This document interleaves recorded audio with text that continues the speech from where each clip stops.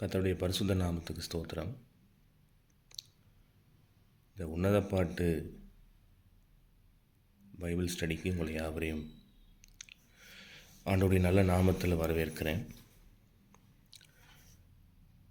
உன்னத பாட்டு ஏற்கனவே ஒரு ஆடியோ கிளிப்பிங்காக நான் குரூப்பில் ஷேர் பண்ணியிருக்கேன்.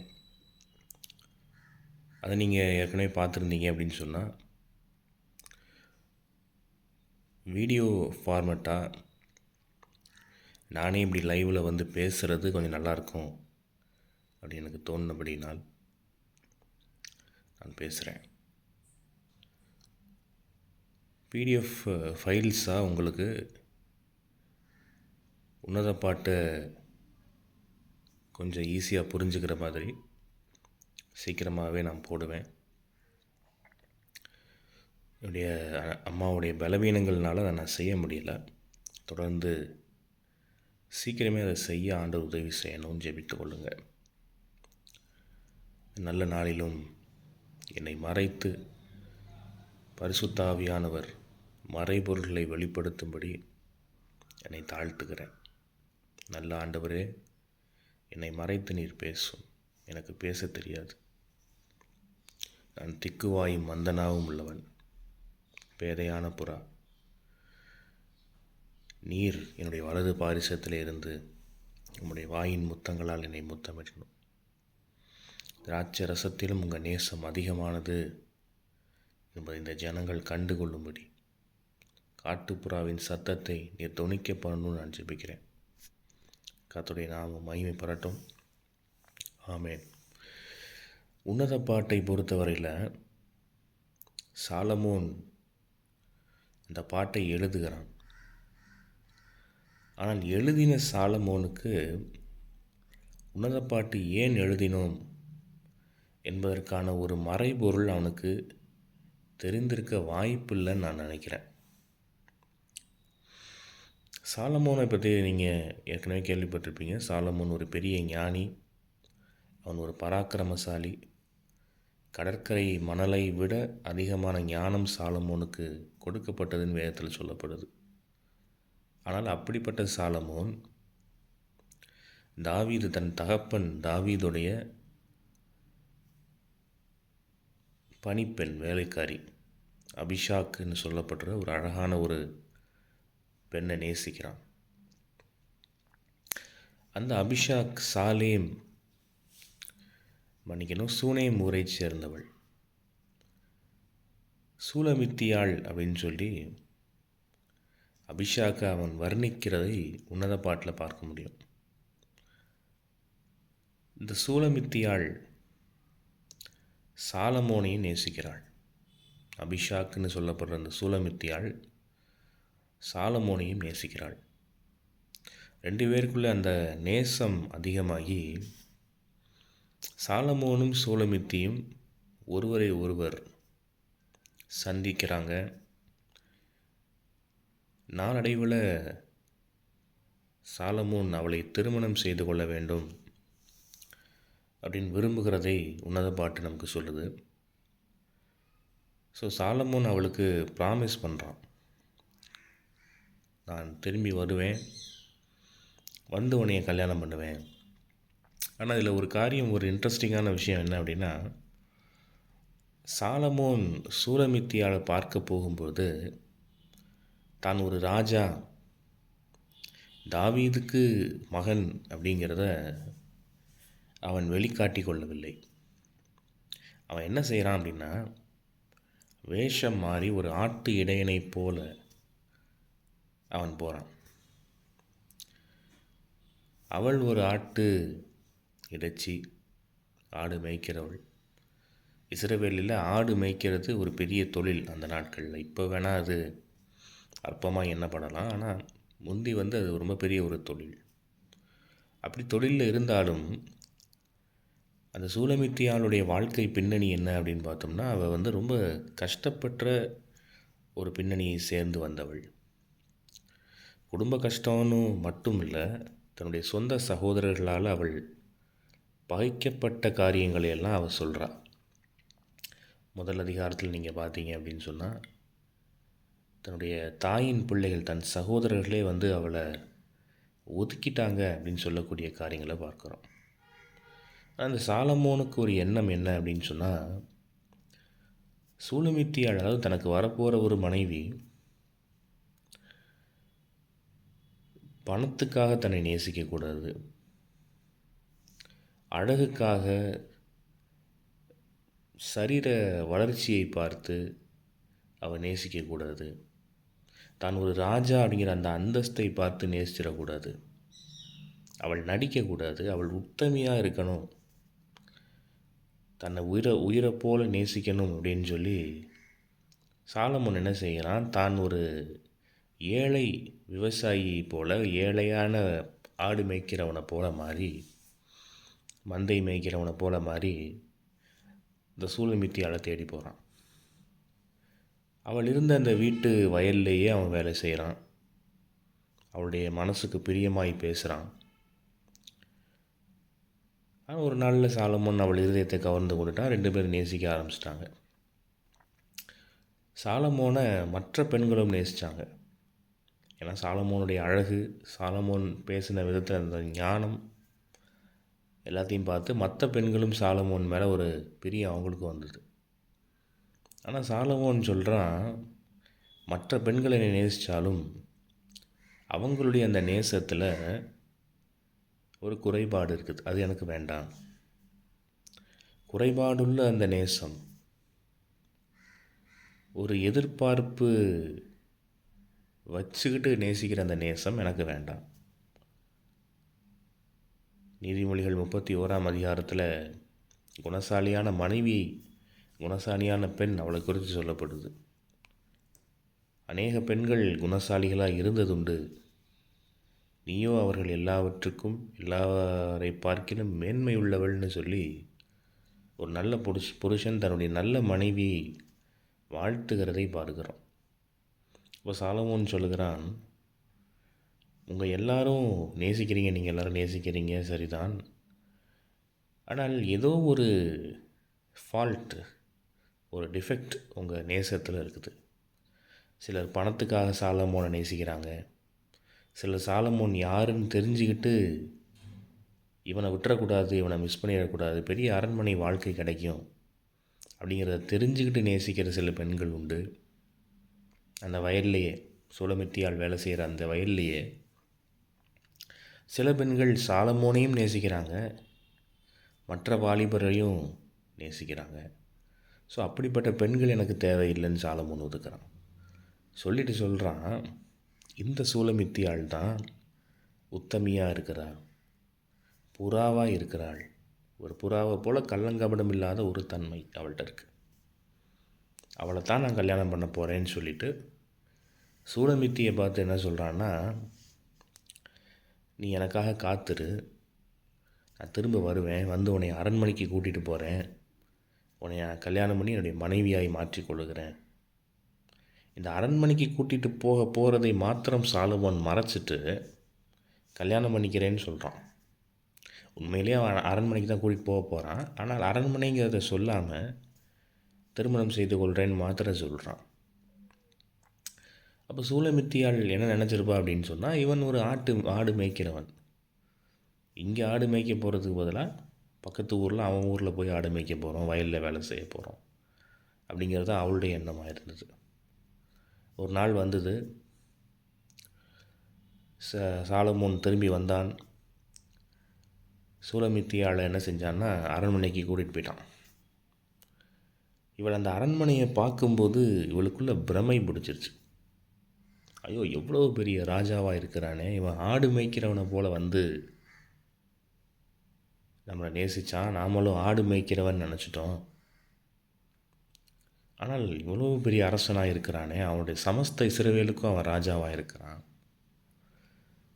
இந்த ராஜாக்களின் புஸ்தகத்தில் நீங்கள் படிச்சீங்க அப்படின்னு சொன்னால், சாலமோனுக்கு தேவன் கடற்கரை மணலத்தனையான ஞானத்தை கொடுத்தார்னு சொல்லப்பட்டிருக்கு. கடற்கரை மணலத்தனையான ஞானம், கடற்கரையில் அந்த மண்ணை நம்மளால் எண்ணவே முடியாது, அந்தளவுக்கு ஞானம். அந்தளவுக்கு ஞானம் பெற்ற அந்த ஞானி பயங்கரமான ஐஸ்வர்யவான். இன்றைக்கி சாலமோனை குறித்து நம்ம வேத ஆராய்ச்சியாளர்கள் ரிசர்ச் பண்ணியிருக்கிறாங்க. கிட்டத்தட்ட 3,50,000 ட்ரில்லியன் டாலர்ஸ், அமெரிக்க டாலர்ஸ் அளவுக்கு சாலமோனுடைய சொத்து மதிப்பு இருந்தது அப்படின்னு சொல்கிறாங்க. சத்தியமாக நமக்கு எத்தனை ஜீரோன்னு கூட தெரியாது. அப்போ பார்த்தீங்க அப்படின்னு சொன்னால் தோராயமாக 30,000 கோடியா 30 லட்சம் கோடின்னு நினைக்கிறேன். அந்தளவுக்கு சாலமோனுடைய சொத்து மதிப்பு இருந்ததுன்ற மாதிரி சொல்கிறாங்க. ரெண்டாவது, சாலமோனுடைய அந்த பயங்கரமான பராக்கிரமம், அவனுடைய அரண்மனையில் அவன் கட்டின காரியங்கள், அவனுடைய ரொம்ப பெரிய ஒரு மேன்மையை பார்த்து அவள் பிரமிச்சு போகிறான். எப்படி தென் தேசத்து ராஜஸ்திரீ சாலமோனுடைய ஞானத்தை கேட்க பூமியின் எல்லையிலிருந்து வந்தாளாம். ஆனால் சாலமோன் பேசின ஞானத்தை கேட்டு அவளால் தாங்க முடியல. அந்தளவுக்கு ஞானி அவன். ராஜாக்களின் புஸ்தகத்தில் சொல்லப்படுது, பூமியின் ராஜாக்கள் சாலமோனுடைய முக தரிசனத்தை தேடினார்கள். they wanted an appointment to meet king Solomon. Appointment கேட்டு லைனில் நிற்கிறான் பூமியில் இருக்கிற எல்லா ராஜாக்களும் அந்த டைமில். ரெண்டாவது, சாலமோன் ஒரு பெரிய சரித்திர நாயகனாகவும் இருக்கிறான்னு வேதம் சொல்லுது. ஏன்னா சாலமோனை குறித்து அப்பார்ட் ஃப்ரம் த பைபிளை தவிர்த்து வேறு எங்கேயாவது நீங்கள் ஹிஸ்டாரிக்கல் இந்த ஈவெண்ட்ஸ்லாம் எடுத்து பார்த்தீங்க அப்படின்னு சொன்னால் சாலமோனை விட மேன்மையான ஒரு ராஜா இப்போ வரைக்கும் இல்லை, அவனுக்கு முன்னாடியும் இல்லை. அதுதான் நம்ம வேதம் பதிவு செய்யுது. சாலமோனுக்கு ஏகப்பட்ட ஞானம், எறும்பு பேசுகிறது தெரியும், காக்கா பேசுகிறது தெரியும்லாம் சில பேர் கதை சொல்லுவாங்க. அதெல்லாம் உண்மையோ பொய்யோ தெரியாது. ஆனால் சாலமோனுக்கு ஒருவேளை உண்மையாக இருக்கலாம். ஏன்னா சாலமோனுக்கு அவ்வளவு பெரிய ஒரு ஞானம். கடற்கரையில் இருக்கிற மணலை ஃபுல்லாக நம்ம எல்லோரும் எண்ண முடியாதோ அந்தளவுக்கு கர்த்தர் அவனுக்கு மனோ விருத்தியும் ஞானத்தையும் கொடுத்தாருன்னு தான் சொல்லணும். அப்போ இந்த சூலமித்தியாள் போய் சாலமோனுக்கு மனைவியாகிறா. மற்ற பெண்கள் சாலமோனை அடையணும்னு எவ்வளவோ முயற்சித்த அந்த வயலில் இருக்கக்கூடிய மற்ற பெண்களும் கைவிடப்பட்டு போகிறாங்க. அவங்க சூலமித்தியாளை பார்த்து கதறாங்க. சூலமித்தியாளே, நீ திரும்பி வந்து அரண்மனையிலேருந்து திரும்பி, இப்போ நீ ராணி ஆகிட்ட, அரண்மனையிலேருந்து திரும்பி வந்து எங்களுக்கு சொல்லிக் கொடு. எப்படி இந்த சாலமோனுக்கு நாங்கள் ஒரு அட்லீஸ்ட் மறுமனையாட்டியாவது, அடுத்த முறை அவன் வயலுக்கு வரும்போது ஒரு மறுமனையாட்டியாவது நாங்கள் ஒரு பேக்டோர் வழியாக அரண்மனைக்குள்ளே வரட்டும், எங்களுக்கு சொல்லிக் கொடு. நீ என்னென்ன காரியங்களை செய்தாய், எப்படி அவனுக்கு பிரியமாக நீ நடந்துக்கிட்ட, அவனுடைய எதிர்பார்ப்புகள் என்ன, எங்களுக்கு சொல்லிக் கொடு. அவனுடைய இருதயத்தை கவர்ந்து கொள்ள நாங்கள் என்ன செய்ய. உன்னத பாட்டு 7:6 வாசிச்சிங்கன்னு சொன்னால், என் இருதயத்தை கவர்ந்து கொண்ட மணவாளின்னு சொல்கிறான். அவன்கிட்ட பழுதொன்றும் இல்லைன்னு சொல்லப்படுது. 4ஆம் அதிகாரத்தில் என் இருதயத்தை கவர்ந்து கொண்டாயின்னு சொல்கிறான். உன்னத பாட்டு 7ஆம் அதிகாரம் 6ஆம் வசனத்தில் பார்த்தீங்க அப்படின்னு சொன்னால், அதாவது உத்தமி அப்படின்னு சொல்லி வாழ்த்துறதை பார்க்கிறோம். அப்போ உன்னத பாட்டு முழுக்கவுமே சூலமித்தியாளுடைய அந்த உத்தம குணம், புறாவை போல கள்ளங்கபடம் இல்லாத தன்மைகள், அதையெல்லாம் சாலமோன் வர்ணிக்கிறதையும் பார்க்குறோம். சாலமோனையும் இந்த சூலமித்தியாள் வர்ணிக்கிறதையும் பார்க்குறோம். ஸோ இதுதான் வந்து உன்னத பாட்டுடைய மொத்த கதை. இந்த சாலமோனுக்கும் அந்த அபிஷாகுன்னு சொல்லப்படுற அந்த சூலமித்தியாளுக்கும் இடையே நடக்கிற கதை, இந்த லவ் ஸ்டோரி. இதை கர்த்தர் இந்த லவ் ஸ்டோரியை எடுத்து என்ன செய்கிறாரு அப்படின்னு சொன்னால், சபையாகிய தன்னுடைய ஜனத்தை மணவாட்டின்னு வர்ணிக்கிறார், அதை கொடுக்குறார். தன்னை சாலமோனை போல் அவர் பாவித்து கொள்கிறார்.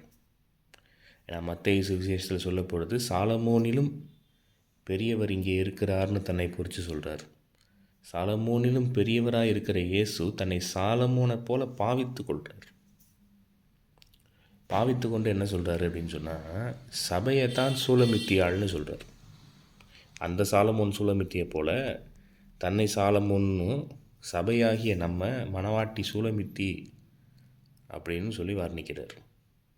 எப்போதுமே ஆண்டவர் என்ன செய்வார் அப்படின்னு சொன்னால், நமக்கு ஏதாவது ஒரு நல்ல தாளந்து இருக்குது, ஒரு திறமை இருக்குது, இல்லை படிப்பு இருக்குது, ஐஸ்வர்யம் இருக்குது, ஏதோ நல்ல ஒரு பிளெஸ்ஸிங் இருக்குதுன்னு சொன்னால், அதை ஆண்டவர் தன்னுடைய நாம மகிமைக்குன்னு நீங்கள் ஒப்பு கொடுத்தால் அதை பயன்படுத்துவார். ஒரு உதாரணத்துக்கு உங்கள்கிட்ட நிறைய பணம் இருக்குதுன்னு வச்சுக்கலாம். ஆண்டவரே, இந்த பணத்தை நான் வேஸ்ட்டாக செலவு பண்ணாமல் உங்கள் நாம மகிமைக்குன்னு நான் இதை செலவு பண்ணணும், இதை நீங்கள் உங்கள் நாம மகிமைக்குன்னு செலவு பண்ண நான் ஒப்பு கொடுக்குறேன்னு சொன்னால், ஆண்டவர் அவருடைய நாம மகிமைப்படுற காரியங்களுக்காக அதை செலவு பண்ணுறதுக்கு உங்கள் பணத்தை யூஸ் பண்ணுவார். இன்னொரு உதாரணம், உங்களுக்கு நல்ல பாடல் திறமை இருக்குதுன்னு சொன்னால், ஆண்டவரே, நான் சினிமா பாடல் பாடாமல், மற்ற புற மத நம்பிக்கை பாடல்கள் பாடாமல், இன்றைக்கி நிறைய ரேப் சாங் என்னெல்லாமோ வந்திருக்கு, அந்த மாதிரியான அசுத்தமான பாடல்களை பாடாமல், ஆண்டவரே, இந்த குரலை நான் பயன்படுத்தி உங்கள் நாம மகிமைக்குன்னு பாடணும் அப்படின்னு பிரதிஷ்டை பண்ணிங்கன்னு சொன்னால், ஆண்டவர் உங்களுடைய குரலை எடுத்து அவருடைய துதியை பாடுறதுக்கு உபயோகப்படுத்தி கொள்ளுவார். அதே போல் தான் இந்த சாலமோனும் சூலமித்தியாலும் நேசிக்கிற இந்த நேசம், இந்த உரையாடல், இவங்க வாழ்க்கையில் நடந்த இந்த கதையை கர்த்தர் எடுத்து தன்னுடைய காரியத்துக்காக பயன்படுத்துகிறார். தன்னை சாலமோன்னு அவர் பாவித்து கொள்கிறாரு. திருச்சபையை சூலமித்தியாள்னு சொல்கிறார், மணவாட்டின்னு சொல்கிறார். சிலர் இந்த உன்னத பாட்டு புஸ்தகம் வாசிக்க மாட்டாங்க. சிலர் இந்த உன்னத பாட்டு புஸ்தகத்தை ஆபாசம்னு தள்ளுவாங்க. சிலர் இந்த உன்னத பாட்டு புஸ்தகத்தை அங்கீகரிக்க மாட்டோம்னு சொல்லுவாங்க. சிலர் இந்த உன்னத பாட்டு புஸ்தகத்தை தூஷிக்கிற மக்கள், குறை சொல்லுகிற மக்கள் உண்டு. விசேஷமாக புறஜாதி மக்கள் குறை சொல்லுவாங்க. ஆனால் இன்றைய காலகட்டத்தில் கிறிஸ்தவங்களே குறை சொல்கிறாங்க. சில ப்ரொஃபஸர்ஸ், பைபிள் காலேஜ் ப்ரொஃபஸர்ஸுமே இதை கேவலமாக பேசுவதாக நான் கேள்விப்பட்டேன். உன்னத பாட்டு பொதுவாக ஆபாசம் இல்லை. அந்த வரிகள் ஆண்டவர் எடுத்து அதில் அர்த்தத்தை நீக்கிட்டு ஆவிக்குரிய அர்த்தமாக அதை மாற்றுகிறார். ஒரு டேப்லெட்டில் கேப்சியூல் செஞ்சாங்க அப்படின்னு சொன்னால், வெறும் கேப்சியூலில் மாத்திரம் நீங்கள் வெளியில் எடுத்துகிட்டு இந்த மெடிசின் பவுடரை நீங்கள் கொட்டிட்டு கேப்சியூலில் நீங்கள் சுகரை கூட நீங்கள் ஆட் பண்ணி, உப்பை கூட நீங்கள் ஆட் பண்ணி வச்சிங்கன்னா, அது that is no longer going to be a tablet. அது உள்ளுக்குள்ளே இருக்கிற கண்டென்ட் வேறு. ஸோ அதே போல் ஆண்டவர் அவங்க 2 பேருக்கும் நடக்கிற அந்த அன்னோன்யம், அந்த காதல், அது எல்லாத்தையும் கர்த்தர் புறம்பே தள்ளிட்டு வேர்ட்ஸை மட்டும் எடுத்துக்கொண்டு ஒரு ஆவிக்குரிய அர்த்தத்தை அதில் கொடுத்து நமக்கு தருகிறார். இதை அறியாத நிறைய மக்கள் தூஷிக்க செய்வாங்க. உன்னத பாட்டை தூஷிக்கிறாங்க அப்படின்னா அது பெரிய தேவ தூஷணம். கட்டாயமாக இது தேவ தூஷணம். அது மன்னிக்கப்பட முடியாத ஒரு பாவமாக மாறிவிடும். எனக்கு அநேக அனுபவங்கள் உண்டு. ஆனாலும் இந்த இடத்துல நான் சொல்ல விரும்பலை. நீங்கள் என்னை தனியாக காண்டாக்ட் பண்ணிங்க அப்படின்னு சொன்னால் எனக்கு சில ஆவிக்குரிய அனுபவங்களை உங்களோட கூட நான் ஷேர் பண்ணிக்கிறேன். ஸோ இதுதான் இப்போ காரியம். அப்போது ஒரு சாலமோனை போல் தன்னை பாவிக்கிற கர்த்தர் இயேசு கிறிஸ்து, அவர் ராஜாதி ராஜா, பிதாவின் வலது பாரிசத்தில் இருக்கிற செல்லகுமாரன், அவர் மடியில் இருக்கிற செல்லகுமாரன். அப்படிப்பட்டவர் அந்த பரலோக மேன்மையை துறந்து ஆதாம் மூலமாய் இழந்து போன அந்த உறவை திரும்ப புதுப்பித்து தன்னுடைய மணவாட்டி சபையாக திருச்சபையை மாற்றணும்னு சொல்லி கர்த்தர் இந்த பூமியில் சாதாரண ஒரு தச்சு தொழில் செய்கிற ஒரு ஏழ்மையான குடும்பம், யோசேப்பு மரியாள், அவங்களுடைய குடும்பத்தில் அவர் மகனாய் பிறக்கிறார். அவர் நினச்சா பெரிய ராஜா வீட்டில் பிறக்கலாம். எப்படி இந்த சாலமோன் ஒரு ஆட்டு இடையனை போல வேஷம் மாறிக்கிட்டு அங்கே போகிறானோ, சூலமித்தியால் பார்க்க போகிறானோ, அதே போல் கர்த்தரும் பரலோக மேன்மையை துறந்து சாதாரண அடிமையின் ரூபம் எடுத்து மனுஷர் சாயலாய் மாறினார் அப்படின்னு சொல்லி பிலிப்பியர் 2ஆம் அதிகாரத்தில் வாசிக்கிறோம். அதே போல் தான் அவர் அவ்வளவு சர்வ வல்லமையுள்ள தேவன். நாம் சும்மா ஜஸ்ட் லைக் தட் ஆண்டவரை நினச்சிக்கிட்டு இருக்கோம். ஏதோ சிலுவையில் தொங்குற மாதிரி படத்தை பார்த்துட்டு, பேஷன் ஆஃப் கிரைஸ்ட் மூவியை பார்த்துட்டு, ஆண்டவர் தான் இவ்வளோ தான் பாவத்தை மன்னிப்பார், இயேசு கிறிஸ்து உங்களை நேசிக்கிறார், இவ்வளோதான் போல ஆண்டவர் அப்படின்னு சொல்லி நம்ம விட்டுருவோம். ஆனால் கர்த்தர் சர்வ வல்லமையுள்ள தேவன். கர்த்தர் சர்வ வல்லமையுள்ள தேவன். கர்த்தருடைய பராக்கிரமத்துக்கு முன்பாக யாராலையும் நிற்கவே முடியாது. அவருடைய அக்கினிக்கு முன்பாக யாராலும் நிற்க முடியாது. அவருடைய ஞானத்துக்கு முன்பாக யாராலும் நிற்க முடியாது. அவருடைய வல்லமைக்கு முன்பாக யாராலையும் நிற்கவே முடியாது. அப்படிப்பட்ட சர்வ வல்லமையுள்ள ஆண்டவர் தன்னுடைய குமாரனை அனுப்பும்போது அந்த செல்ல குமாரன் எல்லாவற்றுக்கும் அவர் சுதந்திரவாளி. அவரை கொண்டுதான் பிதாவானவர் உலகத்தையும் எத்தனையோ காண்கிற எல்லா உலகங்களையும் அவர் படைத்தார். ஆனாலும் அந்த செல்ல குமாரன் பூமியில் அடிமையின் ரூபம் எடுத்து வர்றார். எப்படி இந்த சாலமோன் ஒரு அடிமையின் ரூபம் எடுத்து போனது போல் அடிமையின் ரூபம் எடுத்து வர்றார். வந்து சாலமோன் என்ன செய்கிறான்னா, சூலமித்தியோடைய பெர்ஸ்பெக்டிவ்லேருந்து அவளுடைய கஷ்டங்களை புரிந்து கொள்ளுகிறான். ஏன்னா சாலமோன் ரொம்ப செல்ல பிள்ளை, பெரிய வீட்டு பிள்ளை, பெரிய இடத்து பிள்ளை, நல்லா சுகமாய் வாழ்ந்தவன். அவனுக்கு போய் ஒரு வயலில் இறங்கி வேலை செய்கிறான்னா செய்ய மாட்டான், செய்யவும் முடியாது. இப்பயும் பாருங்கள், சாதாரண குடும்பத்திலேருந்து கஷ்டப்பட்டு வந்த பிள்ளைகளுக்கு தெரியும் வெயிலுடைய அருமை. வெயிலில் இறங்கி உழைக்கிற அந்த உழைப்பு வேர்வையெல்லாம் தெரியும். ஆனால் பெரிய இடத்து பிள்ளைகள் பாருங்கள், அவங்க அப்படி இருக்க மாட்டாங்க, அவங்களால அதை செய்யவும் முடியாது. ஆனால் சாலமோன் இந்த சூலமித்தி ஆளுக்காக அதையெல்லாம் பொறுத்து கொள்ளுகிறான். வயலில் இறங்கி வேலை செஞ்சால் வேர்க்கும், சட்டை வஸ்திரம் அழுக்காகும், வேர்வை வெளியில் வரும். சரி பரவாயில்லன்னு சொல்லிட்டு என்ன செய்கிறான், அவளுக்காக அதையெல்லாம் செய்கிறான். அதே போல் தான் இயேசு கிறிஸ்துவும், சாலமோனாக தன்னை பாவித்து கொள்ளுகிற இயேசு கிறிஸ்துவும் இந்த பூமிக்கு வந்தால் மனுஷன், அவன் பாவம் செய்வான். ஏற்கனவே ஆதாம் கர்த்தரை விட்டு பின்வாங்கி போனவன், உலகத்தையே சாத்தான் கையில் போட்டவன். மனுஷன் இப்போது சாத்தானுக்கு அடிமையாக இருந்து கொண்டு அவன் நாறி கொண்டிருக்கிறான்னு தெரிஞ்சும் கர்த்தர் என்ன செய்கிறாரு, பரவாயில்லைன்னு சொல்லி வர்றார். நமக்காக மணவாட்டியாக நம்மை ஏற்றுக்கொண்டு நம்மை நேசிப்பதற்காக, நம்மை நேசிக்கிறதுக்காக கர்த்தர் வந்தார். அதே போல் நேசித்தார். கர்த்தரை அந்த கெத்சமனே தோட்டத்தில் பிடிக்கும்போதும் கூட பாருங்கள், ஒருத்தன் கன்னத்தில் அரையிறான், ஒருத்தன் மூஞ்சியில் துப்புறான்.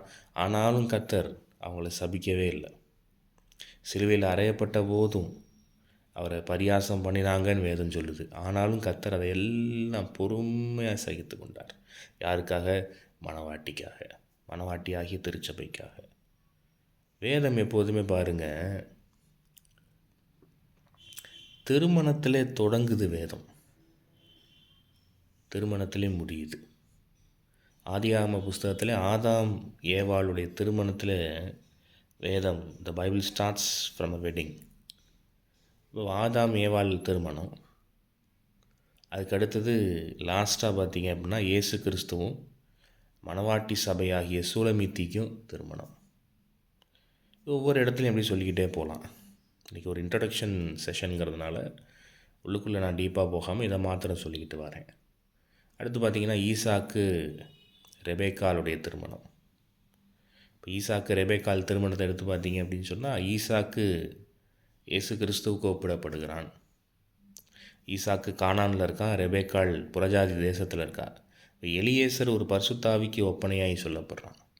அந்த பரிசுத்தாவிக்கு ஒப்பனையான எலியேசர் நேராக போகிறான், தகப்பன் வீட்டில் இருக்கிற ஈசாக்கை பார்த்து அவளுக்கு ஜுவல்ஸ் எல்லாம் கொடுத்து அவளை கூட்டிகிட்டு வரான்.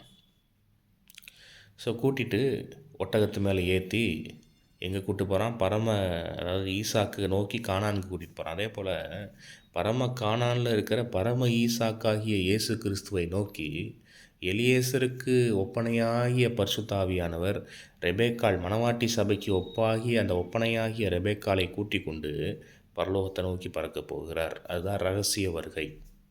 ரகசியமாய் வந்து என்ன செய்கிறான், சாலமோன் சூலமித்தியால் கல்யாணம் பண்ணி கூட்டிகிட்டு போயிட்டான். அவங்கெல்லாம் இருக்கும்போது கூட்டிகிட்டு போகலை, அவங்கெல்லாம் போனதுக்கப்புறம் ரகசியமாய் சாலமோன் வந்தான், சூலமித்தியால் மேரேஜ் பண்ணி கூட்டிகிட்டு போயிட்டான், அரண்மனைக்கு கூட்டிகிட்டு போயிட்டான். அதே போல் கர்த்தர் மத்திய ஆகாயத்தில் ரகசியமாய் வந்து சபையாகிய மணவாட்டி நம்மை ரகசியமாய் பரலோகத்துக்கு எடுத்துக்கொண்டு போகிறார். சீக்கிரத்தில் நடக்கப் போகிறது. எனவே சபை அதுக்காக ஆயத்தப்பட வேண்டும். சபை நிர்விசாரமாக இருந்த நாட்கள் போதும். கர்த்தருடைய வார்த்தை இப்படி தொனித்து கொண்டிருக்குது, அந்த காட்டுப்புறாவின் சத்தம். ஸோ இந்த ரகசிய வருகையிலே கைவிடப்பட்டவங்க என்ன ஆவாங்கன்னு சொல்லி பார்த்தீங்கன்னு சொன்னால், அவங்க அந்தி கிறிஸ்துவின் கொடுங்கோல் ஆட்சிக்கு ஒப்பு கொடுக்கப்படுவாங்க. யார் யார்? கைவிடப்பட்ட கிறிஸ்தவங்க, யூதர்கள், புறஜாதி மக்கள், இந்த 3 தரப்பினர். மத்தேயு 25ஆம் அதிகாரத்தில் பார்த்தீங்கன்னு சொன்னால் 10 கன்னிகைகளுடைய உவமை சொல்லப்பட்டிருக்கு. 10 கன்னிகைகளுடைய உவமை சொல்லப்படுது. அதில் 5 பேர் புத்தி உள்ளவங்க, 5 பேர் புத்தி இல்லாதவங்க. இப்போ மணவாளன் வருகிற அந்த டைம் எல்லோரும் தூங்கிட்டாங்க, சில பேர் எண்ணெயை கொண்டு வரலை. புத்தி இல்லாத கன்னிகைகள். அப்போ புத்தி உள்ளவங்க எண்ணெயை வச்சுருக்காங்க. இப்போ எண்ணெய் இருக்கிறவங்க தான் விளக்கு அணைஞ்சு போகும்போது அதை திருப்பி ஏற்றி கொள்ள முடியும். அப்போ புத்தி இல்லாமல் மணவாளன் வர்ற நேரத்தில் போய் எண்ணெயை போய் வாங்கிட்டு கடையில் போய் வாங்கிட்டு இருக்க முடியாது. ஸோ ஆயத்தமாக இருந்தவங்க மணவாளனோட கூட விருந்து சாலைக்குள்ளே அந்த கல்யாண வீட்டுக்குள்ளே பிரவேசிக்கிறாங்க. புத்தி இல்லாத அந்த 5 பேர் கைவிடப்படுறதையும் நம்ம அங்கே படிக்கிறோம். இப்போ மணவாளன்ட்ட கேட்குறாங்க, நாங்களும் போயிட்டு வரதுக்குள்ளே நீங்கள் போயிட்டீரே, அப்புறம் உங்களை யாருன்னு தெரியாது, வெளியே போங்கன்னு சொல்லிட்டார். அதே போல் அந்த ரகசிய வருகையில் கைவிடப்பட்ட கிறிஸ்தவர்கள், யூதர்கள், புறஜாதிகள், இந்த 3 தரப்பினர்களும், யூதர்களில் ஒரு கூட்டம் பரலோகம் போயிடுவாங்க, 1,44,000 பேர்னு சொல்லி வேதம் சொல்லுது. அவங்களும் ரகசிய வருகைக்கு ஒப்பாய் 1,44,000 பேர் போவாங்க. இந்த குரூப், இந்த 3 தரப்பினர் மாத்திரம் அந்தி கிறிஸ்துவோடைய கொடுங்கோல் ஆட்சிக்கு ஒப்பு கொடுக்கப்படுவாங்க. அவன் அந்த 666 முத்திரையை வாங்கினாலே ஆச்சுன்னு சொல்லி பயங்கரமாக டார்ச்சர் பண்ணுவான். இது குறித்து தனி சப்ஜெக்டாக நம்ம பேசுவோம். பேசிக்காக மாத்திரம் சொல்லிடுறேன். ஒன்று, ரத்த சாட்சியாக செத்தாக தான் பரலோகம் அந்த காலகட்டத்தில், கடைசி 7 வருஷத்தில் அந்தி கிறிஸ்துவோடைய ஆட்சியில். இல்லை அப்படின்னு சொன்னால் இயேசு கிறிஸ்து 7 வருஷம் கழித்து 2ஆம் வருகையில் வரும்போது தான் பரலோகம் போக முடியும். ஆக மொத்தம் 3 வருகை. முதல் வருகை நாம் வருஷம் கிறிஸ்மஸ் கொண்டாடுற அந்த ஃபஸ்ட் அட்வென்ட்டுன்னு சொல்கிறது. 2வது வருகை பொதுவாக பயங்கர வருகை கிடையாது. 2வது வருகை எப்போவுமே ரகசிய வருகை. ரகசியமாய் மணவாளன் மத்திய ஆகாயத்தில் வந்து எக்கால சத்தம் தொனிக்கும், தன்னுடைய மணவாட்டி சபையை எடுத்துக்கொண்டு மேலே மேலே போயிடுவார், பரலோகத்துக்கு போயிடுவார். 3வது வருகை தான் 2வது வருகைன்னு எல்லோரும் சொல்லுவாங்க. அதுதான் பகிரங்க வருகை. கடைசியாக தான் கர்த்தர் எல்லார் கண்களும் காணும்படி வந்து அந்தி கிறிஸ்துவை அழிச்சிட்டு எருசலேமில் உட்காந்து உலகம் முழுக்க அவர் ராஜ்யபாரம் பண்ண போகிறார். அது வந்து நம்ம வெளிப்படுத்தின விசேஷத்தில் எடுக்கும்போது இந்த ரெண்டையும் கம்பேர் பண்ணி படிக்கலாம். அப்போ ரகசிய வருகையில் கைவிடப்பட்ட சபை, அந்த கைவிடப்பட்ட மற்ற பெண்களைப் போல எடுத்துக்கொள்ளப்பட்ட சபையாகிய சூலமித்தியை பார்த்து கதறப்போகுது.